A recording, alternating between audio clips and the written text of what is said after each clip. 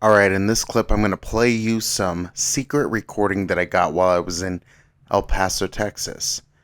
So, as you know, Title 42 was set up to protect United States citizens from infectious diseases.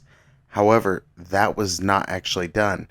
And what you're going to hear in this clip is that the city of El Paso, Texas was not only ignoring Title 42, was not only complacent in Title 42, but they were actually helping with the migrants who came in with infectious diseases. Real quick, independent conservative media outlets rely on donations from supporters to fund our operations and produce content.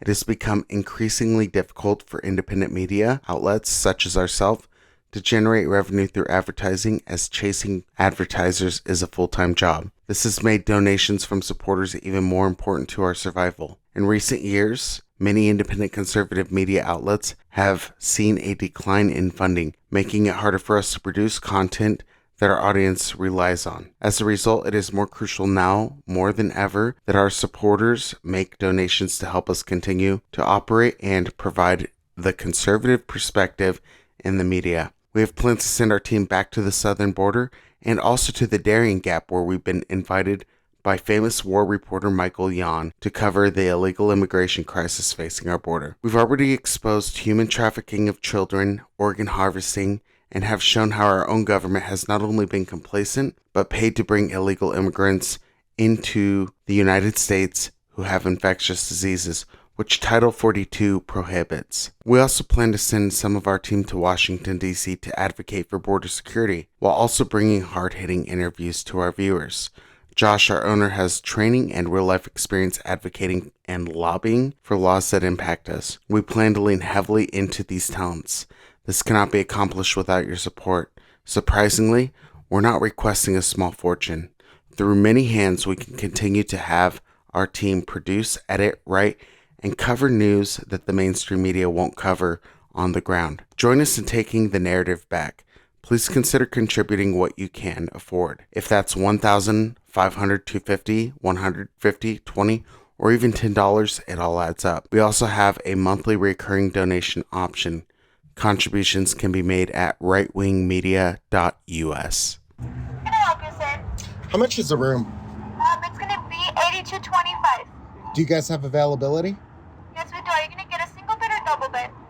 I'm still looking around, but I do have a question. I heard that on this road, and one thing that kind of makes me hesitant to get a hotel on this road is I heard that there's hotels here holding like COVID people. We have COVID patients, but they have them in separate rooms and they're not allowed to come out until they finish their quarantine. And we do have migrants here. Oh, you do have the COVID rooms? Yes. Okay. Another quick question for you. What happens like when the people who have COVID are clear of it? What do you mean?